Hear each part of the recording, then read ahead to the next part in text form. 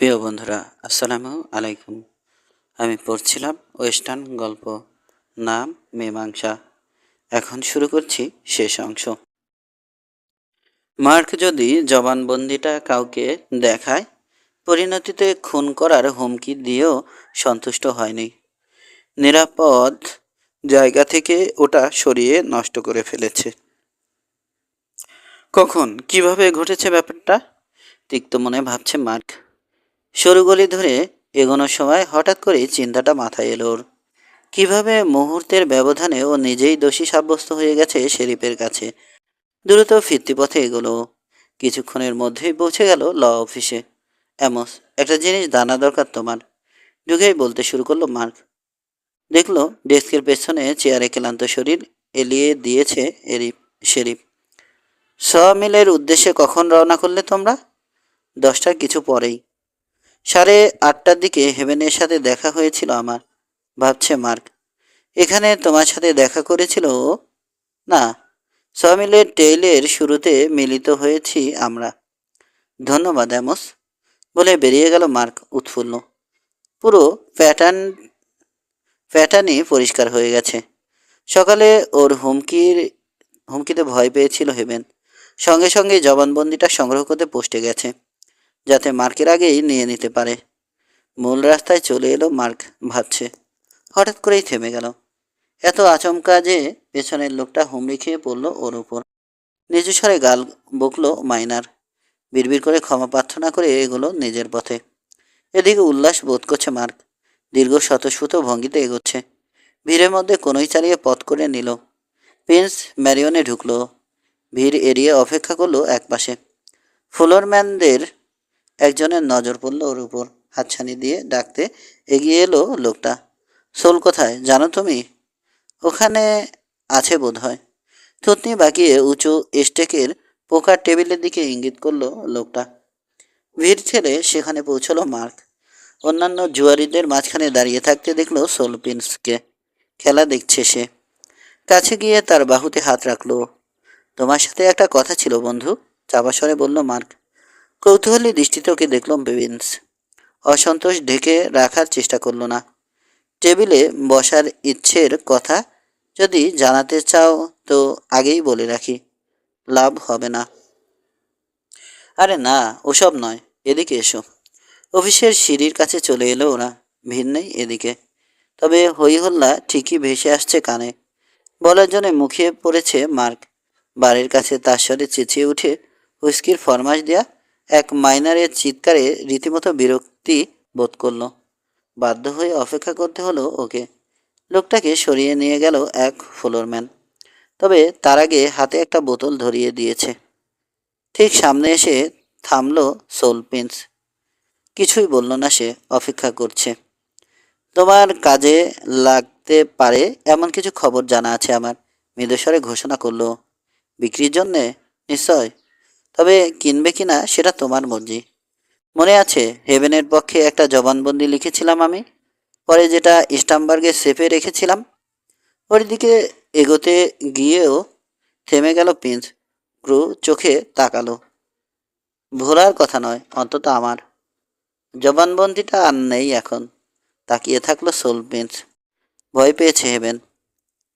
জবানবন্দিটা ওখান থেকে সরিয়ে নিয়েছ, বলে থামলো মার্ক। সোল প্রিন্সের অসুস্থ শীতল চোখজোড়া দেখল। এর কোনো তাৎপর্য বুঝতে পারছো? কি হওয়া উচিত? একেবারে অরক্ষিত হয়ে পড়েছে হেভেন। শেষ করে দাও ওকে, তাহলে নিরাপদ থাকতে পারবে তুমি। কারণ ওর কোনো নিরাপত্তা নেই এখন। জবানবন্দিটা হারিয়ে গেছে। স্থির দৃষ্টিতে তাকিয়ে থাকলো প্রিন্স। একটা শব্দ উচ্চারণ করলো না। নির্বিকার দেখাচ্ছে। হঠাৎ করে ঘুরে দাঁড়ালো। একটু দূরে দাঁড়িয়ে থাকা ফ্লোরম্যানের দিকে ফিরল। ওদের সাথে এসেছিল লোকটা। দূরে দাঁড়িয়ে সতর্ক দৃষ্টিতে দেখছিল দুজনকে। তার সামনে গিয়ে দাঁড়ালো প্রিন্স। একটা আঙুল তুলে দেখালো মার্কে।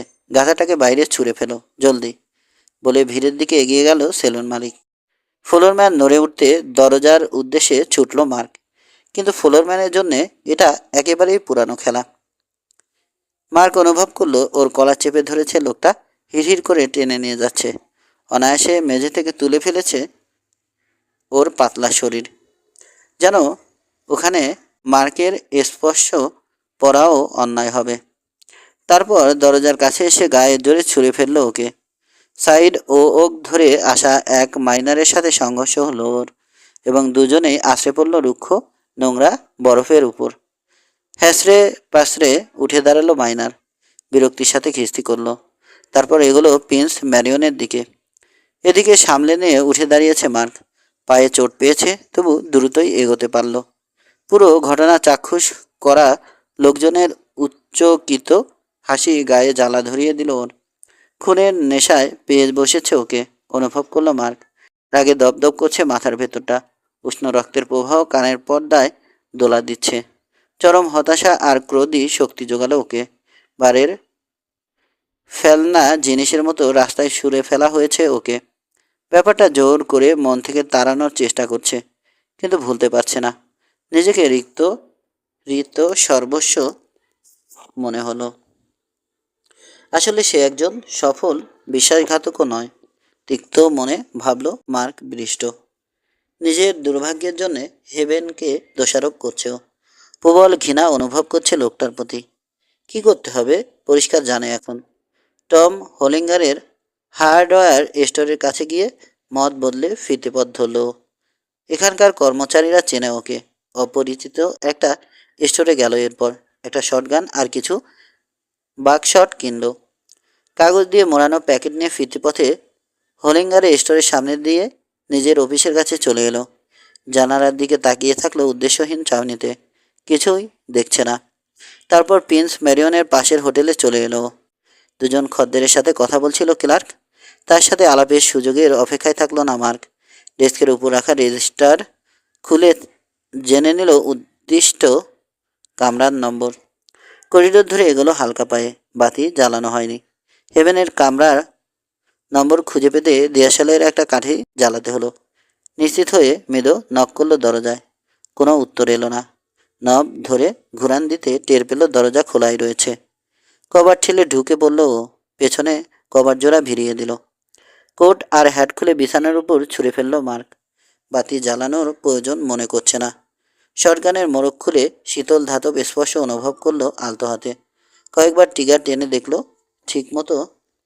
ঠিকভাবে কাজ করছে কিনা। তারপর গুলির বাক্স খুলে দুটো শেল ভরল শটগানে। হাতড়ে চেয়ারটা খুঁজে পেল। দরজার উল্টো দিকে দেয়ালের কাছে সরিয়ে নিয়ে গেল। গলার টাই ঢিলে করে দিল। বসে পড়ল। কোলের উপর শটগান রেখে চেয়ার হেলিয়ে দেয়ালের সাথে ঠেকালো। এবার অপেক্ষার পালা, ভাবল মার্ক বৃষ্ট। সারা জীবনে যে পরিমাণ ধৈর্য সে ধরেনি কখনো, ঠিক তাই করলো এবার। কুপারের লিভারি স্টেবলে শেরিফের ঘোড়া রেখে মূল রাস্তায় ফিরে এলো হেভেন। সারা রাস্তায় আক্রিকের ওয়াগনের সারি চোখে পড়ল ওর। অশ্বারুদ্ধ আর সাইড ও ওক ধরে হাঁটা লোকজন তো আছেই। ভিড় এড়াতে ছোট্ট একটা গলিতে ঢুকে পড়ল। মিনিট 20 পর জেনিফার ক্যাসলনের বাড়ির সামনে স্যাডল থেকে নামলো। নিজেকে লুকানোর কোনো চেষ্টা করছে না। সতর্কতার কোনো প্রয়োজনীয়তা আজ রাতে আর নেই, এবং তাতে কিছু আসে যায়ও না, ভাবল হেভেন। লনের গেট পেরিয়ে মূল দরজায় নক করলো। ভাবছে ফিল ভেতরে আছে কিনা। এখানে বসেই পরবর্তী পরিকল্পনা করার সিদ্ধান্ত নিয়েছে হেভেন। দরজা খুলল মেরি জনসন। মেয়েটা একপাশে সরে দাঁড়াতে হেভেন টের পেল খবর আছে ওর জন্যে। উত্তেজিত দেখাচ্ছে মেরিকে। ফিল এসেছিল এখানে। দরজা বন্ধ করার সাথে সাথেই জানালো মেরি। ওয়াগনের খবর দিয়েই চলে গেছে ও। ওয়াগনটাকে হারিয়ে ফেলেনি তো? প্রিন্স ম্যারিয়নের পেছনের আঙিনায় আছে। মাল খালাস করতে তাড়াহুড়ো করছে না দেখে খবর দিতে এসেছিল ও। আবার যাত্রা করবে? রাগ করল মেরি। ওর তো ওর তা মনে হয় ওর তা মনে হয়নি। ক্যাবকে খবর দিতে বেরিয়েছে জেনি। কিছুটা সুস্থির বোধ করছে হেভেন। উদ্বেগ আর আশঙ্কা সারাদিন তাড়িয়ে বেরিয়েছে ওকে। আনমনে বাহু তুলে শার্টের আস্তিনে কপালের ঘাম মুছল। ক্যাপের জন্য অপেক্ষা করবে? ওরা যদি সেই সময়টুকু দেয় আমাদেরকে। তুমি তাহলে অপেক্ষা করো, নিশ্চয় এখানে আসবে ক্যাপ। মেরির দিকে তাকালো। মেয়েটির উদ্বেগের উত্তরে মৃদু হাসল। ধূসর একটা ড্রেস পরেছে মেরি। আগেও দেখেছে হেভেন। এমন একটা পোশাক যা ছিপছিপে আকর্ষণীয় শরীরটাকে লম্বা দেখায়, সমৃদ্ধ অঞ্চলগুলো লোভনীয় করে তোলে। আজকেও আজকে এছাড়াও আরও কি একটা আছে যেন, ধরতে পারছে না হেভেন। মেয়েটির চোখে মুখে বিদ্যমান অদ্ভুত এক ধরনের বিষাদ, কিন্তু উদ্বেগ বা অস্থিরতা নয়। মার্ক বিষ্ট আর তার জঘন্য বিশ্বাসঘাতকতার কথা মনে পড়ল। সহসাই নিজের কর্তব্য সম্পর্কে সচেতন হয়ে উঠল। জেনে গেল কি করতে যাচ্ছে। গত কয়েকদিন ধরেই জিনিসটা ধীরে ধীরে গড়ে উঠেছে ওর ভেতর, এবং জানতো এগিয়ে আসছে মুহূর্তটা। তুমি বরং চলেই যাও, ক্যাপের আসতে বোধহয় দেরি হবে। ফিল বলেছে হোটেলের পেছন দরজা দিয়ে ওয়াগনের উপর নজর রাখবে, ওখানেই তোমার সাথে দেখা হতে পারে ওর। লম্বা একটা নিঃশ্বাস টেনে বুক ভরে নিল হেভেন, মন থেকে তিক্ততা সরিয়ে দিয়ে জোর করে, একটা কথা আসলে অনেক আগেই বলা উচিত ছিল। ক্ষীণ প্রায় চোখে পড়ে না এমনভাবে কুঁচকে উঠল মেরির ভুরু, মিটিমিটি হাসছে। তুমি যে লোকটাকে বিয়ে করতে যাচ্ছ পুরোপুরি অসচ্ছে, এক নিঃশ্বাসে বলে গেল হেভেন, এবং ওখানেই শেষ করলো, বাড়তি কিছু যোগ করলো না। তাকিয়ে আছে মেরির মুখে, হতাশা, বিস্ময় কিংবা ক্রোধ দেখার আশায়, কিন্তু কিছুই দেখতে পেল না। বিহ্বল হয়ে পড়ল হেভেন। মেয়েটা কি বুঝতে পারেনি কি বলেছ? ভাবছিলাম কথাটা আদেও তোমার মুখ থেকে কখনো শুনতে পাবো কিনা। তাহলে এরই মধ্যে জেনে গেছো তুমি, ওরা বলেছে। আনমনে নট করল মেরি। হ্যাঁ, সকালে যখন এঙ্গেজমেন্ট ভেঙে দিলাম তারপর আমাকে জানালো ক্যাব। হ্যাঁ, শুধু তারপরেই, আগে নয়। মেয়েটির গলার স্বরে তিক্ততা বা অভিযোগ খোঁজার প্রয়াস পেল হেভেন, কিন্তু সেরকম কিছু মনে হলো না ওর। একটা মেয়েকে, বিশেষ করে তোমার মতো হবু স্বামী সম্পর্কে নিরুৎসাহিত করা সত্যিই কঠিন কাজ। ওদেরকে দোষ দিতে পারো না তুমি, কিন্তু ওরা পারেনি। কাজটা তুমিই করেছো। তুমি জানতে না আমি ফিরিয়ে দিয়েছি মার্ককে, এবং তোমার মতো ওরাও জানতো না। কেবল নট করলো হেভেন, মুখে কথা জোগালো না।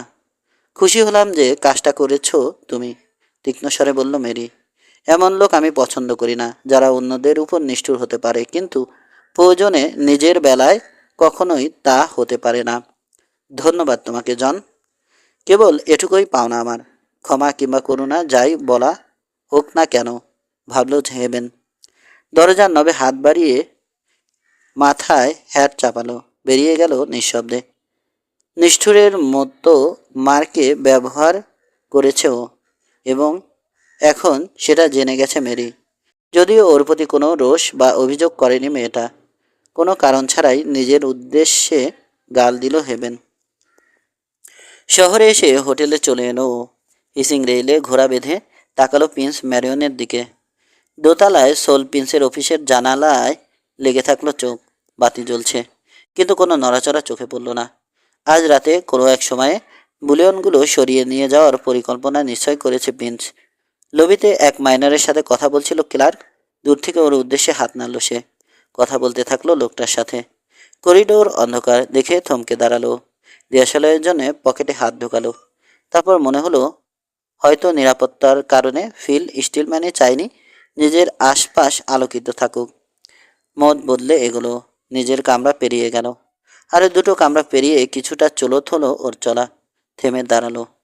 বামে মোড় নিয়ে কিচেনের সামনে দিয়ে পেছন দরজার দিকে এগোলো। দরজার অর্ধেকটা কাচের। কবাটের বিপরীতে ফিল স্টিলম্যানের অভাব দেখতে পেল। নিস্তল দাঁড়িয়ে থেকে বাইরে অন্ধকারের উপর নজর রাখছে লেফটেন্যান্ট। ওই যে আমাদের জিনিস জন, কাছে যেতে নিচু স্বরে বলল ফিল। স্টিলম্যান সরে গিয়ে জায়গা দিতে এগোলো হেভেন। প্রিন্স ম্যারিয়নের পেছনের আঙিনায় চোখ বুলালো। চাপচাপ অন্ধকারে চোখ সইয়ে নিতে সময় লাগলো ওর। উঁচু একটা ফেইড ওয়াগন চোখে পড়ল। লোডিং প্ল্যাটফর্মে পড়ে আছে চেরাই করা কাঠ। ওয়াগন টেনে নিয়ে যাওয়ার মতো কোনো ঘোড়া নেই আশপাশে। হোটেল বিল্ডিংয়ের কোণের দিকে আর একটু এগোতে দুজন লোককে দেখতে পেল। সিগারেট টানছে একজন, মাঝে মধ্যে উজ্জ্বল হয়ে উঠছে আগুনের বিন্দুটা। তুমি নিশ্চিত ওরা মাল খালাস করেনি? কাঠগুলো কিভাবে রাখা হয়েছিল বা দড়িগুলো কিভাবে বাঁধা হয়েছিল স্পষ্ট মনে আছে। ওরকমই আছে এখনো। ওখানে আছে জিনিসগুলো? নিঃশব্দে হাসলো ফিল। 7 truck crate. ফ্লোরম্যান লোকটা খবর দেওয়ার পরপরই ওয়াগনে লোড করেছে ওরা। ওগুলোকে বয়ে আনতে দেখে মনে হয়নি বুলিয়ন লোড করছে। বুলিয়নের চেয়ে অনেক হালকা বাক্সগুলোর ওজন। ভালো করে দেখার জন্যে আরেকটু এগোলো হেবেন। সতর্ক থেকো। হাত বাড়িয়ে ওকে নিরস্ত করার সময় চাপা স্বরে বলল ফিল। হোটেলের প্ল্যাটফর্মে একজন গার্ড আছে। পেছনে সরে এলো হেবেন। সব মিলিয়ে কজন হবে? গলিতে 2 জন, এখানে 1 জন, আর প্রিন্স ম্যারিয়নের সামনে 2 জন। ওয়াগন থেকে মাল খালাস করা পর্যন্ত কিছুই করার নেই, ভাবছে হেবেন। ক্যাপ্টেন জনসন আসার আগে নজর রাখাই একমাত্র কাজ। কাছেই খুরের শব্দ পেল। দরজার সা- দরজার কাচের সাথে শরীর মিশিয়ে ফেলল। 15 গজ দূরে গার্ড লোকটাকে দেখতে পেল এবার। হোটেলের লোডিং প্ল্যাটফর্মে বসে আছে। হাতে সামনের হাতে সামনে দাঁড়ানো ঘোড়ার লাগাম।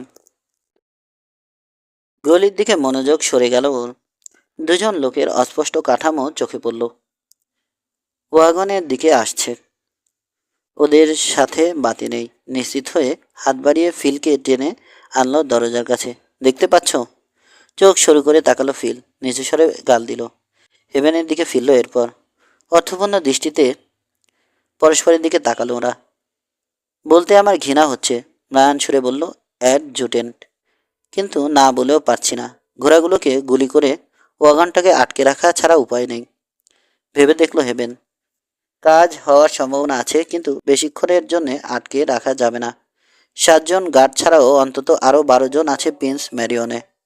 2 জনে এতগুলো লোককে সামাল দিতে পারবে না।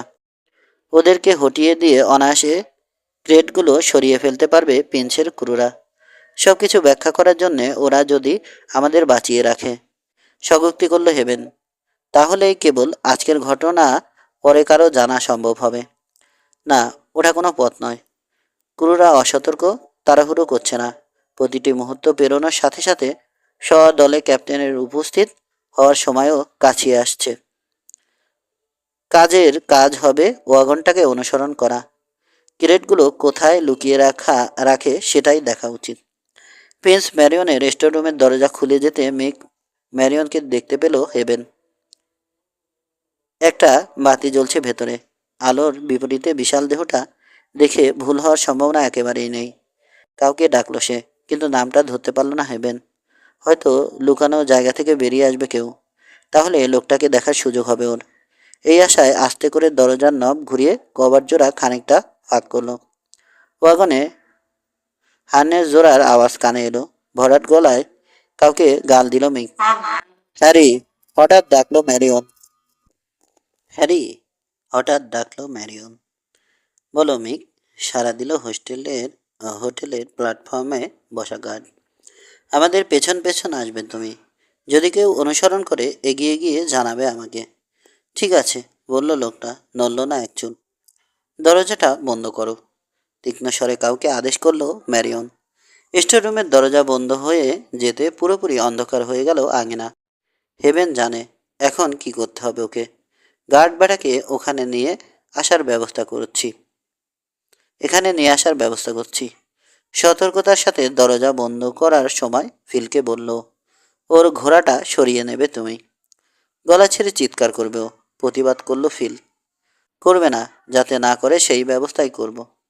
আমার রুমে নিয়ে গিয়ে কষে বেঁধে রাখবে বেটাকে। তারপর ওখানেই অপেক্ষা করো। দরজা খুলে ফেলল ও। আঙিনায় প্রিন্সের ক্রুদের কথাবার্তা আর হার্নেস ঘোড়ার তীক্ষ্ণ শব্দের আড়ালে পড়ে গেল দরজা খোলার মৃদু শব্দ। নিঃশব্দে বেরিয়ে গেল এরপর। হাতে পিস্তল তৈরি। প্ল্যাটফর্মে উঠে এসে গার্ডের দিকে এগোলো। শীষ বাজাচ্ছে লোকটা। সামনে দাঁড়িয়ে থাকা ঘোড়ার নাক ঘষে দিচ্ছে।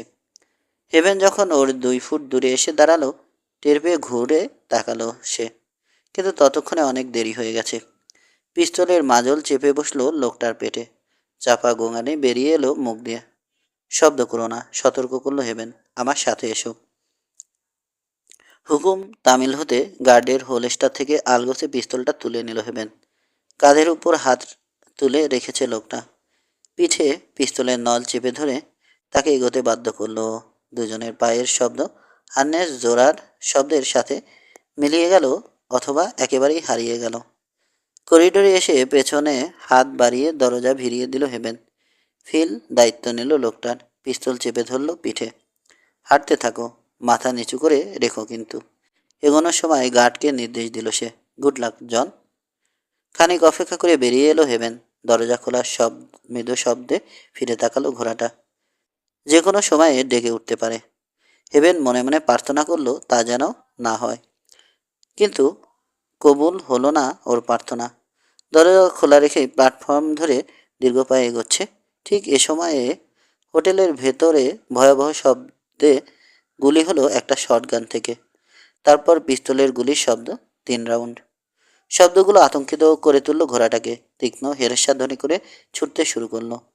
ফিল হয়তো গার্ড লোকটাকে গুলি করতে বাধ্য হয়েছে ভাবছে হেভেন, কিন্তু শটগানের শব্দটা ধাঁধা সৃষ্টি করেছে ওর মনে। লোকটা শটগান পেল কিভাবে? আদেও সম্ভব? ফিরতি পথে ছোটার সময় ম্যারিয়নের চড়া স্বরের খিস্তি কানে এলো। জলদি করো, সারা শহর জেগে যাবে এখন। এদিকে ছুটে আসবে লোকজন। হোটেলের ভেতরে ঢুকে পড়ল হেভেন। করিডোর ধরে এগিয়ে বাঁক নিল ঠিক মতোই। লবির আবছা আলোয় ওপাশে ফিল স্টিলম্যানের সিপসিপে শরীরের কাঠামো চোখে পড়ল। হাতে একটা পিস্তল। হেভেনের কামরার দরজায় দাঁড়িয়ে আছে। লোকটাই দরজা খুলেছিল। হেভেন পাশে এসে দাঁড়াতে জানালো ফিল, এবং কবাট সরে যেতে 2 টুকরো হয়ে গেল। আমিও গুলি করলাম। ভেতরের লোকটার পড়ার শব্দ পেয়েছি।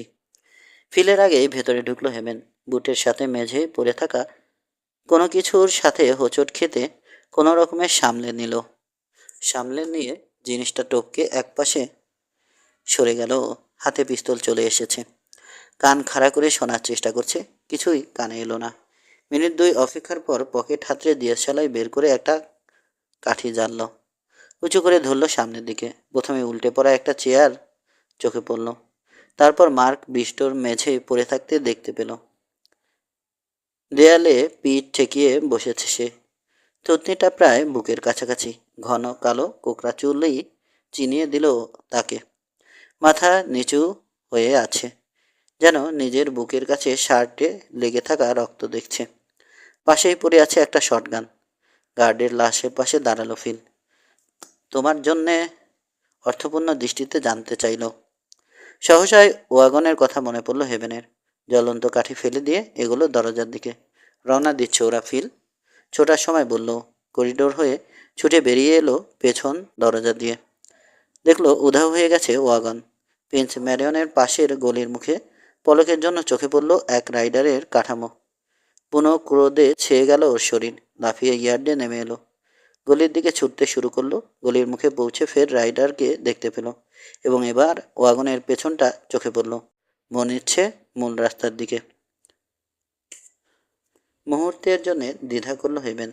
মূল রাস্তায় যাওয়ার সংক্ষিপ্ত পথ হোটেলের ভেতর দিয়ে যাওয়া। ঝটিতে ঘুরেই ফিরতি পথে ছুটল। প্ল্যাটফর্মে লাফিয়ে উঠে প্রায় আছড়ে পড়ল দরজার উপর। করিডোরে চলে এলো। ফিল অপেক্ষা করছিল ওখানে।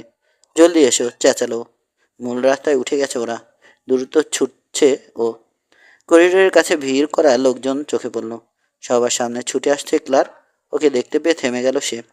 ছুটে তাকে পেরিয়ে গেল হেভেন। ফিলের বুটের শব্দ শুনতে পাচ্ছে পেছনে। অনুভব করছে যেভাবে হোক আটকাতে হবে ওয়াগনটাকে। প্রাঙ্ক ওকে বেরিয়ে এলো।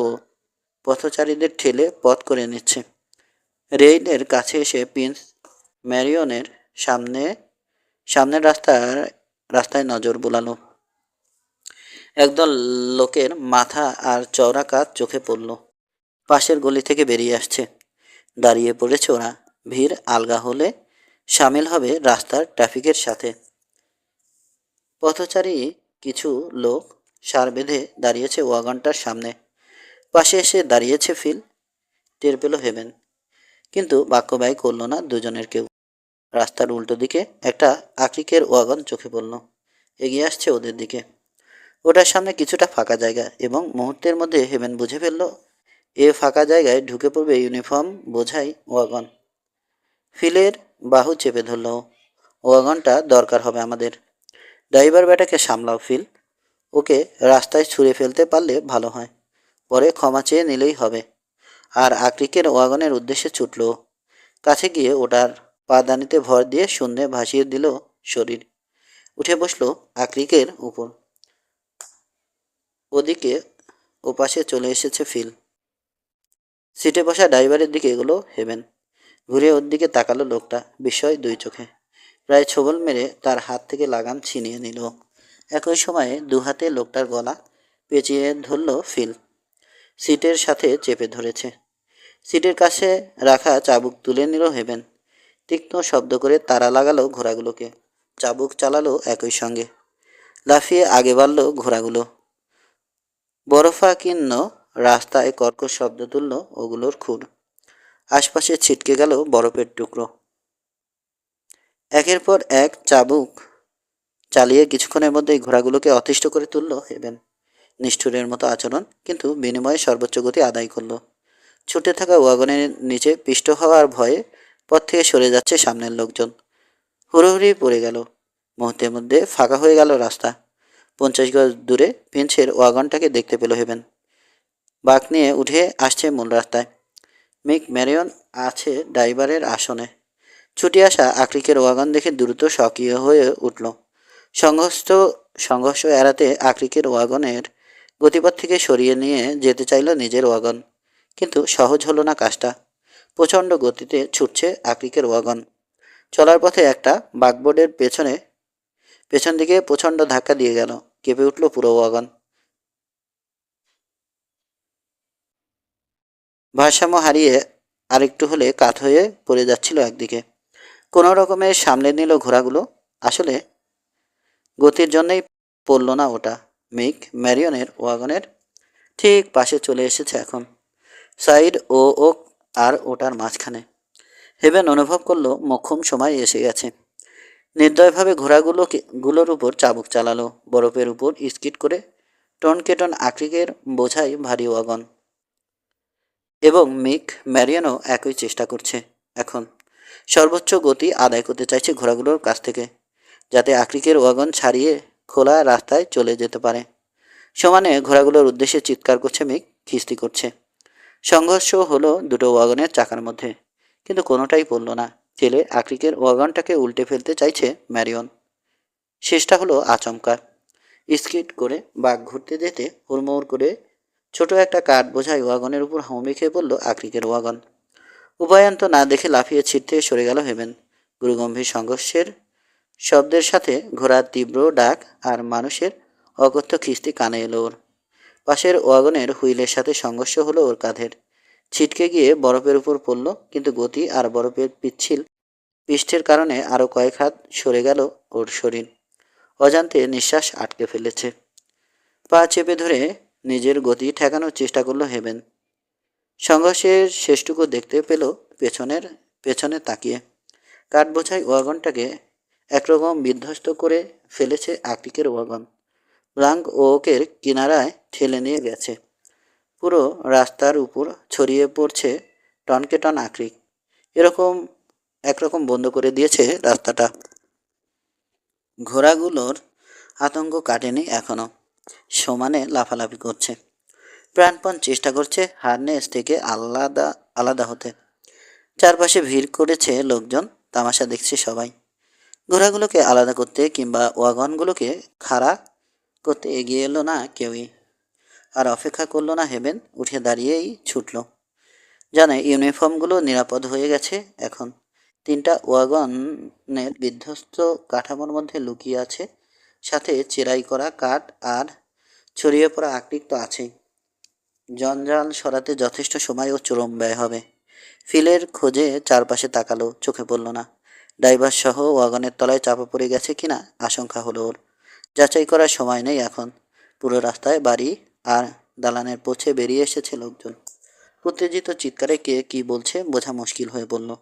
প্রিন্সের ওয়াগনের এক গার্ডকে দেখতে পেল হেবেন। ওর কাছাকাছি দাঁড়িয়ে থাকা এক লোকের উদ্দেশ্যে চিৎকার করে বলছে কি জানো। প্রিন্স ম্যারিয়নের দিকে এগোলো হেবেন। ভিড় এড়িয়ে দেয়ালের কাছে সরে গেল। মিনিট 2 পর ঢুকে পড়ল ভেতরে। প্রায় ফাঁকা হয়ে গেছে বিশাল সেলুনটা। বারটেন্ডার চার্লির উদ্দেশ্যে কি যেন বলল এক ডিলার। তারপর অন্যান্য লোকের সাথে দরজার দিকে ছুটল। দুই বারটেন্ডার আর খুঁড়িয়ে ছোটা 1% গাল বেরিয়ে গেল সবার শেষে। খালি হয়ে গেল সেলুন। ছাদে ঝোলানো বাতিগুলোর পাশে পাক খেয়ে উপরে উঠে যাচ্ছে তামাকের ধোঁয়া। বিশাল ঘরে অস্বাভাবিক গম্ভীর শব্দ তুলল হেভেনের পায়ের শব্দ। বারে চার্লিকে দেখতে পেল।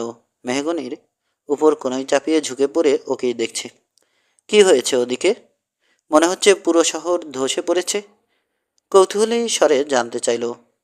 কয়েকটা ওয়াগনের মধ্যে সংঘর্ষ হয়েছে। শুনলাম তার নিচে পড়েছে মিক। কেন্টন ওখানেই আছে। তাকের কাছে গিয়ে বোতল নামালো চার্লি। গ্লাসে বিয়ার ঢেলে এগিয়ে দিল ওর দিকে। সোলো গেছে নাকি? গ্লাসটা তুলে নেওয়ার সময় জানতে চাইল হেভেন। ইঙ্গিত করল রাস্তার দিকে। হয়তো, আমি ছাড়া সবাই বেরিয়ে গেছে বোধহয়। উপরে অপেক্ষায় আছি, বলো সোলকে। বিয়ারের গ্লাস হাতে এগোলো হেভেন। সিঁড়ির প্রথম ধাপে উঠে আস্তে করে দরজাটা ভিড়িয়ে দিল পেছনে। কান পেতে শোনার চেষ্টা করলো, কিন্তু উপর থেকে কোনো শব্দ এলো না। ঘুরে দ্বিতীয় ধাপে বসে পড়ল। হাতে হাত বাড়িয়ে কভার জোড়া ইঞ্চিখানেক ফাঁক করলো, যাতে কেউ সেলুনে ঢুকলে দেখতে পায়। হোলস্টার থেকে পিস্তল বের করে পাশে রাখলো। বিয়ারের গ্লাস তুলে নিল এবার। প্রথম চমকটা ঠান্ডা অনুভূতি এনে দিল ওর মধ্যে, এবং কিন্তু পরে ধীরে ধীরে গরম হয়ে উঠল শরীর।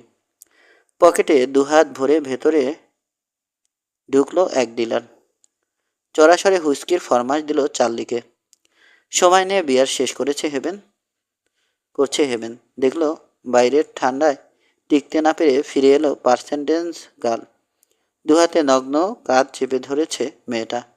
শীতে মৃদু কাঁপছে। ড্যান্স ফ্লোরের দিকে চলে যেতে ওর দৃষ্টির আড়ালে চলে গেল মেয়েটা। একটু পরেই একে একে আসতে শুরু করলো বারটেন্ডার, মাইনার আর সাধারণ লোকজন। সোল প্রিন্সকে সেলুনে ঢুকতে দেখে বিয়ারের গ্লাস নামিয়ে রাখলো হেভেন। পিস্তল তুলে নিয়ে কক করল। জ্যাক কেল্টন ছাড়াও আরও 3জন আছে সাথে। প্রিন্সের ঠিক পেছনেই। সিঁড়ির দরজার সামনে এসে কভার জোড়া ঠেলে সরিয়ে দিল কেল্টন। একপাশে সরে দাঁড়ালো। দাঁড়িয়ে থাকলো হেভেন। দেহের পাশে আলতো ভঙ্গিতে ঝুলছে পিস্তল ধরা ডান হাত। পা বাড়াতে যেও ওকে দেখে থমকে গেল সোল প্রিন্স। দাঁড়িয়ে পড়ল স্থানের মতো।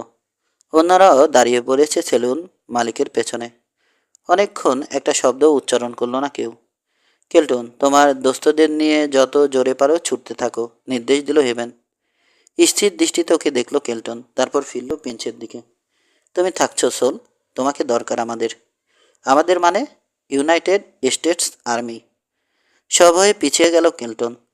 তপ্ত লোহার ছ্যাঁকা খেয়েছে যেন। বিকৃত হয়ে গেল মুখ যখন দেখলো বাধা দিতে কিছুই বলছে না প্রিন্স। দ্রুত মিশে গেল ভিড়ের মধ্যে। অন্যরাও অনুসরণ করলো ওকে। তাহলে আর্মির লোক তুমি? শান্ত স্বরে জানতে চাইল সেলুন মালিক। লেফটেন্যান্ট জন হেভেন।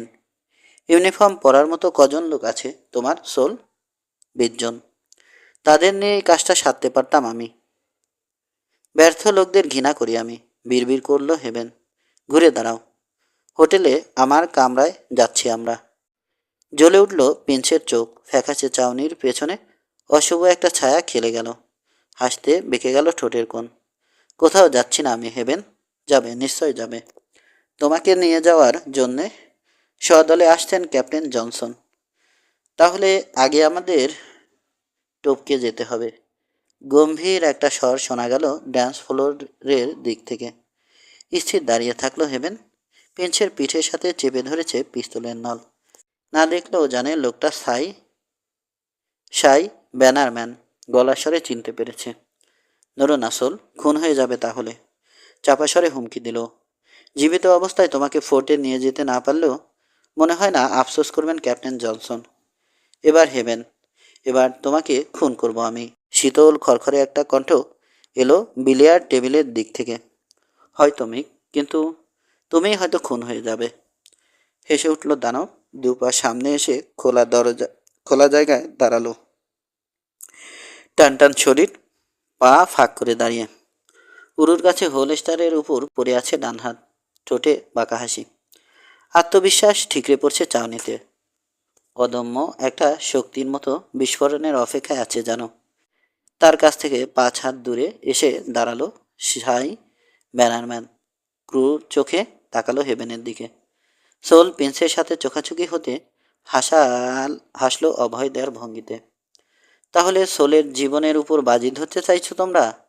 হালকা সুরে জানতে চাইল হেভেন। সরে যাও মিক, তর্পে উঠল সোল প্রিন্স। নিজের বিপদ ঠিকই বুঝতে পেরেছে। না সোল, এবার আর পিছিয়ে যাচ্ছি না আমি। এমনিতেই শেষ হয়ে গেছো তুমি, বেঁচে থাকলেই বাকি বিচারে নির্ঘাত ফাঁসি হবে তোমার। কিন্তু হেভেনকে শেষ করে দিতে পারলে একটা সম্ভাবনা থাকছে তোমার। আর্মি আসার আগেই চলে যেতে পারবো আমরা। সবার আগে তোমার পিঠে গুলি করব আমি। কথাটা বিশ্বাস করলে নিজের উপকার করবে। চাপাস্বরে প্রিন্সকে বলল হেভেন। কাঠগড়ায় দাঁড়ানো পর্যন্ত যদি বেঁচে থাকতে চাও, ওদেরকে সরে যেতে বলো। কিন্তু সেলুন থেকে জ্যান্ত বেরোতে হলে আমার কথা শুনতে হবে তোমাকে হেভেন। বারের পেছন থেকে বলল চার্লি, পিস্তলটা ফেলে দাও। সোলের জন্যে মাথা ব্যথা নেই আমাদের। তোমাকে এখান থেকে বেরোতে দিচ্ছি না, এটাই হচ্ছে আসল কথা। কথাটা দয়া করে মাথায় ঢুকিয়ে নাও বাছা। হাতের ডাবল ব্যারেল শটগানের দুটো ট্রিগারই কক করল সে। আয়েশ করে হেলান দিয়ে দাঁড়ালো মেহগনির সাথে। ফাঁকা কামরায় শব্দটা বিভৎস শোনালো হেভেনের কানে। দেখলো নিরাপদ দূরত্বে সরে গেছে নিরীহ মাইনাররা। কেল্টন বা পিঞ্চের অন্য ক্রুদের খোঁজে তড়িৎ পুরো সেলুনে চোখ বোলালো, কাউকে দেখতে পেল না। অস্বস্তির ক্ষীণ একটা প্রবাহ বয়ে গেল ওর বুকে। 3জন। সোল প্রিন্স কবজায় থাকলেও বাড়তি সুবিধা পাবে না ও। 3জনের ভঙ্গিতে পরিষ্কার। প্রিন্সকে 3জনের ভঙ্গিতে পরিষ্কার প্রিন্সকে গোনার মধ্যে ধরছে না ওরা। সেলুন মালিকের জীবনের পরোয়া করবে না। শীতল অনুভূতিটা ক্রমশ জোরালো হচ্ছে, শীত দ্বারায় শিহরণ। হৃদ স্পন্দন বেড়ে গেছে। বুকের খাঁচার সাথে দমাদম বাড়ি মারছে হেভেনের হৃৎপিণ্ড। সতর্ক দৃষ্টিতে দেখল ম্যারিয়নকে। পিস্তল বের করেনি, কিন্তু তৈরি। হোল স্টার ছুঁই ছুঁই করছে ব্যানারম্যানের হাত। সত্যিকার হুমকি হয়ে দাঁড়িয়েছে বুড়ো বারকিপ। শটগানের ট্রিগারে আঙুল ঠিক ওর কাছ থেকে 30 গজ টানে। মুহূর্তের মধ্যে ইচ্ছে করলেই রক্তগঙ্গা বইয়ে দিতে পারবে চার্লি। হেভেনের পক্ষ থেকে একটা সুতো চাই কেবল। দুঃখ হচ্ছে তোমার জন্য সোল। নিজের লোকের কাছে ফুটো পয়সার দাম নেই এখন তোমার। প্রিন্সের কানের কাছে বিড়বিড় করলো, আমি বেতাল কিছু করলেই গুলি করবে ওরা। তোমার শরীরেও বুলেট লাগবে। ঝামেলায় না গিয়ে আমি তোমাকে ফুটো করে দিতে পারি। কোনটা করব তা নিয়ে বাজি ধরতে চাও সোল? বাঁচার ইচ্ছে থাকলে। দারুণ সতর্কতায় কিছুটা ডানে সরিয়ে নিল ও পিস্তলের নল।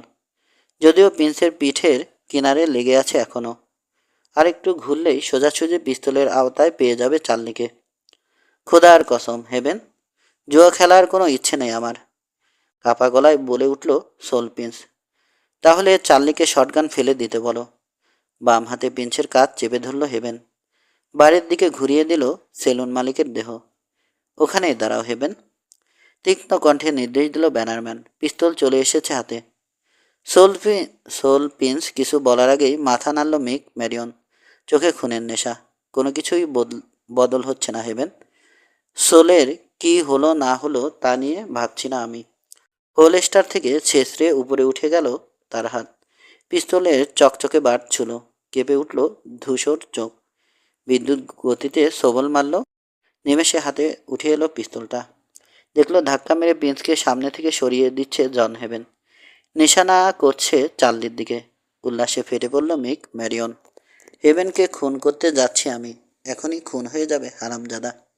এবং পর মুহূর্তে সে নিজেই খুন হয়ে গেল। চার্লির দিকে গুলি করেই ঝাঁপ দিয়েছে হেভেন। গুলিটা কোথায় বিঁধল তা নিয়ে ভাবল না বা তাকালোও না। শটগানের তীক্ষ্ণ শব্দে কানে তালা লেগে গেছে ওর। বিপদ বুঝতে সেকেন্ড খানেক দেরি করে ফেলেছিল চার্লি। হেভেনের গুলি বুকে বিঁধতে নিশানা নড়ে গেল ওর। গোলাটা গিয়ে ছাদে বিঁধল। বাড়ির উপর আছড়ে পড়ল বুড়ো বারকিপার। নিষ্প্রাণ চোখ তুলে ছাদের দিকে তাকিয়ে থাকলো। বুকের উপর পড়ে থাকলো শটগান। সিঁড়ির দরজায় গিয়ে বিঁধল ম্যারিয়নের গুলি। পরক্ষণে বুকে হাতুড়ির বাড়ি অনুভব করল সে। কেঁপে উঠল বিশাল শরীর। নিশানা ছুটে গেল পরের গুলি করার সময়। বুকের উপর পড়ে থাকলো শটগান। সিঁড়ির দরজায় গিয়ে বিঁধল ম্যারিয়নের গুলি। পরক্ষণে বুকে হাতুড়ির বাড়ি অনুভব করল সে। কেঁপে উঠল বিশাল শরীর, নিশানে ছুটে গেল পরের গুলি করার সময়। উদ্ভ্রান্তের মতো চঞ্চল দৃষ্টিতে তাকালো মেঝের দিকে। হেভেনকে দেখার মুহূর্তে ওর কপালে ঢুকলো গুলিটা। বিলিয়ার্ড টেবিলের উপর আছড়ে পড়ল ওর দেহ। পড়ার সময় ছাদ থেকে ঝুলন্ত বাতির সাথে সংঘর্ষ হলো মাথার। বাতিটা দুলতে থাকলো এদিক ওদিক। টেবিলে পড়া ম্যারিয়নের লাশের উপর আলো ছায়ার নাচানাচি চলতে থাকলো মিনিট কয়েক। বাম বাহুতে তীব্র টান অনুভব করলো হেভেন। ঝটিতে পাশে গড়িয়ে দিল শরীর।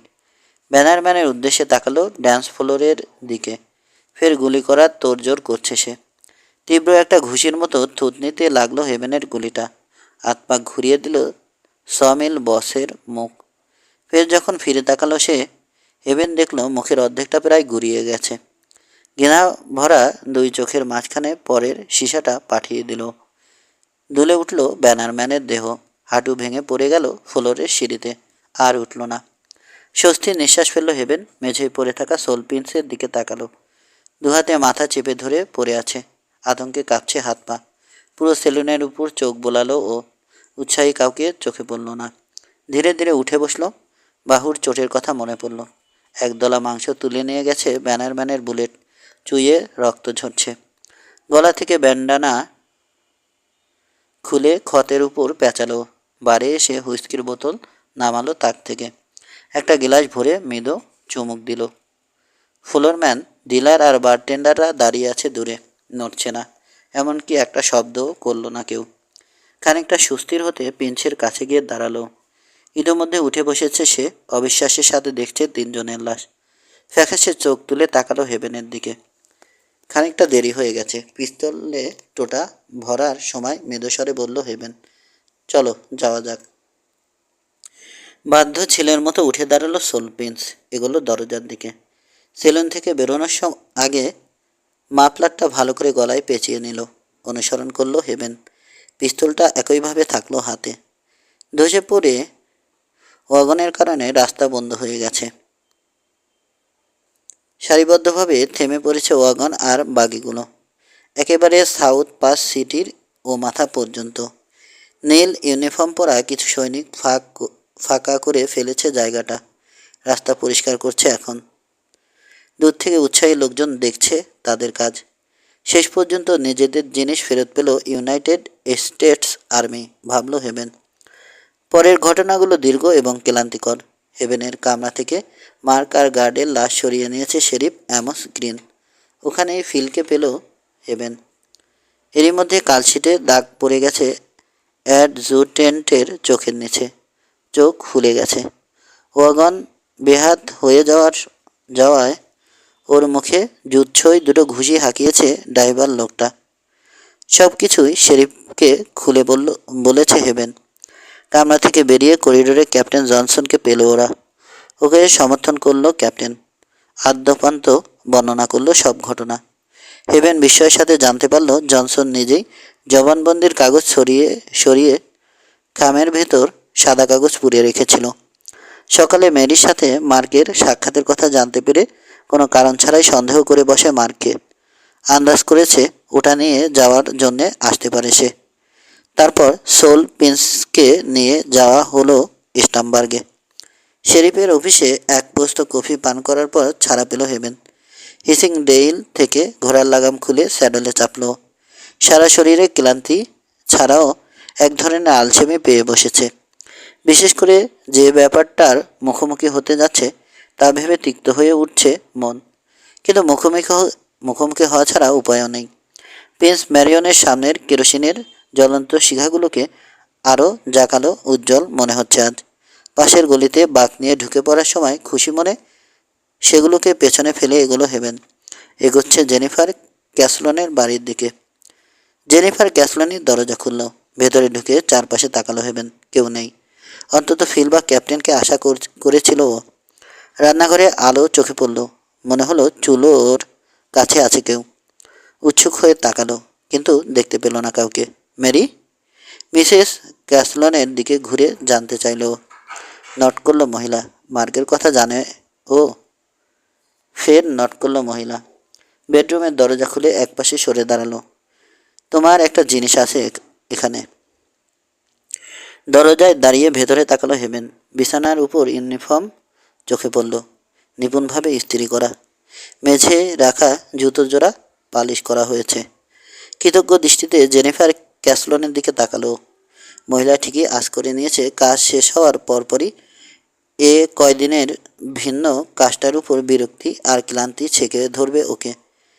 যে জন্যে এত ঝামেলা সেই বিশ্বাসঘাতকতা আর নিষ্ঠুরতার প্রতি প্রবল বিতৃষ্ণায় তিক্ত হয়ে যাবে ওর মন। এবং এও হয়তো বুঝেছে ইউনিফর্ম দেখে পরার পর হেভেন মনে করতে পারবে কেন সেটা জরুরি ছিল, কেন এখানে এসেছেও, এবং নিজের সাফল্যের কথা ভেবে হয়তো ক্লান্তি আর বিষাদ দূর করতে পারবে।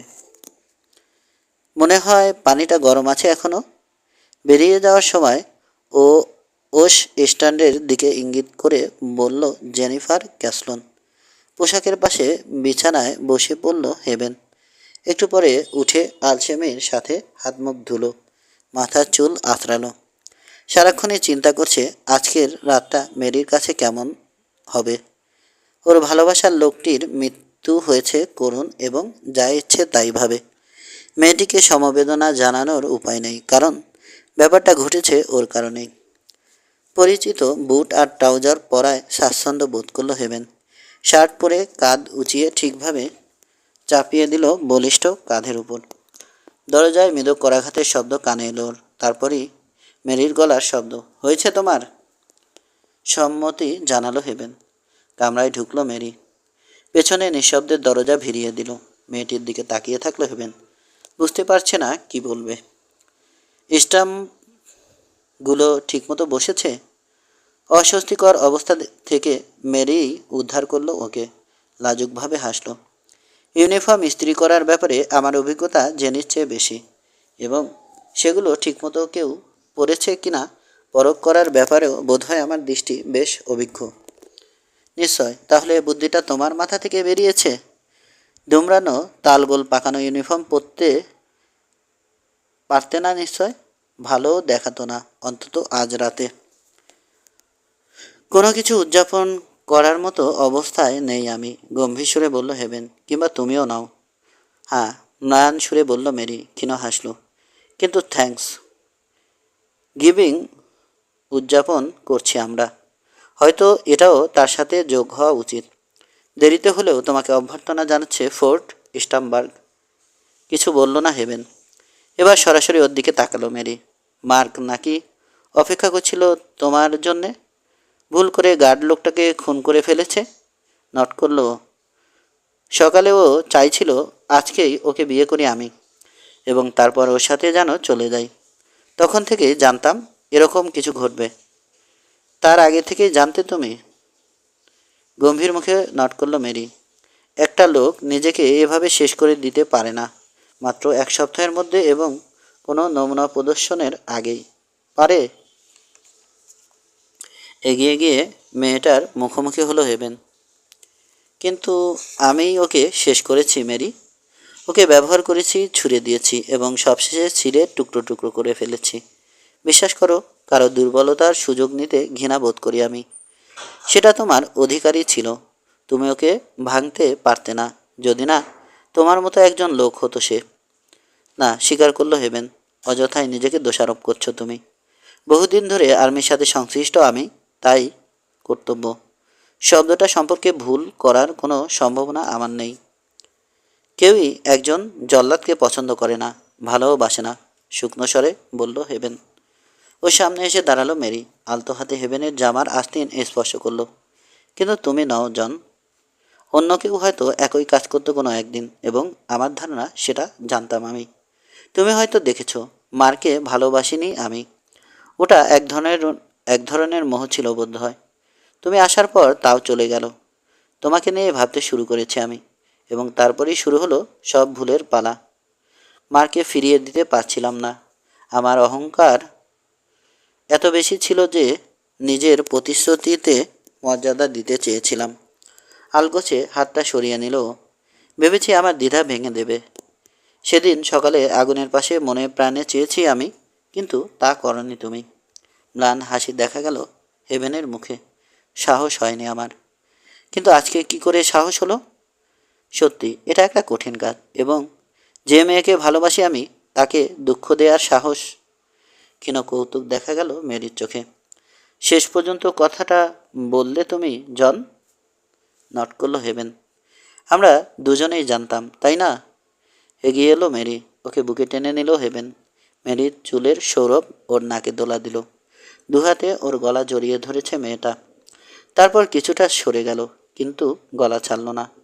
আমাকে আবর্জনার মতো মনে হচ্ছে না তোমার? কাপা রুদ্ধ কণ্ঠে জানতে চাইল। মার্গ জড়িয়ে ধরেছে, চুমো খেয়েছে আমাকে। ফের ওকে বুকে টেনে নিল হেভেন।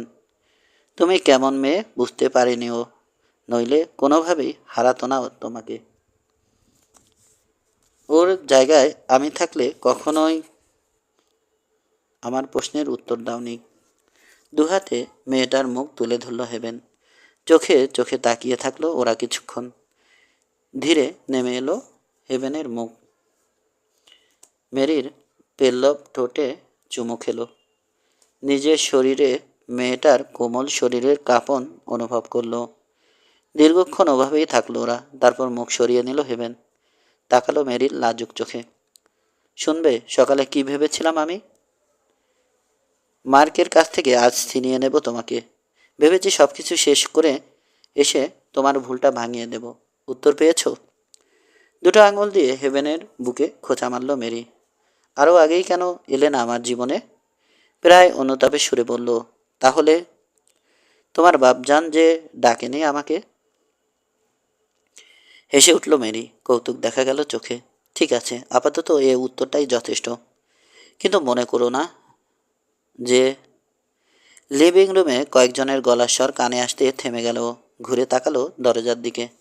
বাম হাতে মেরির একটা হাত তুলে নিল হেভেন। অন্য হাতের দরজা খুলল। বেরিয়ে এলো একসাথে। ফায়ারপ্লেসের কাছে দাঁড়িয়ে আছে ফিল স্টিলম্যান, আর ক্যাপ্টেন জনসন কাঁধ থেকে নামাচ্ছিল পরনের কোট। কাঁধের উপর দিয়ে ওদের দিকে ফিরে তাকালো সে। ফিল, জেনিকে নিয়ে এসো তো। মুহূর্তটা আমি ধরে রাখতে চাই। জিজ্ঞেস করো ক্যামেরাটা কোথায় রেখেছে। রান্নাঘরের দিকে এগোতে গিয়েও হেভেন আর মেরিকে দেখে থমকে গেল ফিল। দুজনের হাতের উপর নেমে গেল দৃষ্টি। তারপর ক্ষীণ হাসি দেখা গেল মুখে। হ্যাপি ডেজ, বিড়বিড় করে বলল এগোনোর সময়। কথা বলার মুডে পেয়েছে বোধহয় ক্যাপ্টেনকে। দু হাতের তালু ঘষছে সে। ঘুরে তাকালো ওদের দিকে। জন, সিনিয়র এক অফিসারের গায়ে হাত তোলার জন্যে পদোন্নতি দেয়া হয়েছিল তোমাকে। প্রায় বিস্ফোরণের মতো শোনালো কণ্ঠ। কেন করেছো কাজটা? সভয়ে মেরির দিকে তাকালো হেভেন। ভাবছিল মেয়েটির সামনে নিজের কেরিয়ারের গোপন খবর প্রকাশ করবে কিনা। কিন্তু মেয়ের সামনেই প্রশ্নটা করেছে ক্যাপ্টেন। ভেবে ফিরল জনসনের দিকে।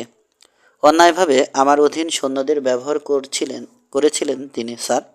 প্রতিবাদ করতে উল্টো। জেনি, চিৎকার করে ডাকলো জনসন। জেনি, শুনে রাখো। যে অফিসারকে পেটানোর জন্য হেভেনকে পদোন্নতি দেয়া হয়েছিল তার নাম টেভিস ফ্লেচার। হেভেনের দিকে তাকালো সে এবার। বিস্ফারিত হয়ে উঠেছে চোখ জোড়া। আমার অফিসে একটা ছবি আছে, দেখেছো? তুমি কি জানো ফ্লেচার আমার সহপাঠী ছিল? জি স্যার। তাহলে ব্যাপারটা আগেই জানালে না কেন? একাডেমিতে দ্বিতীয় বর্ষে থাকার সময় দুবার সিঁড়ি থেকে লাথি মেরে ওকে ফেলে দিয়েছিলাম আমি। তৃতীয় বর্ষে 3বার মারামারি বেঁধেছিল ওর সাথে। রান্নাঘরের দরজায় দাঁড়ানো জেনিফার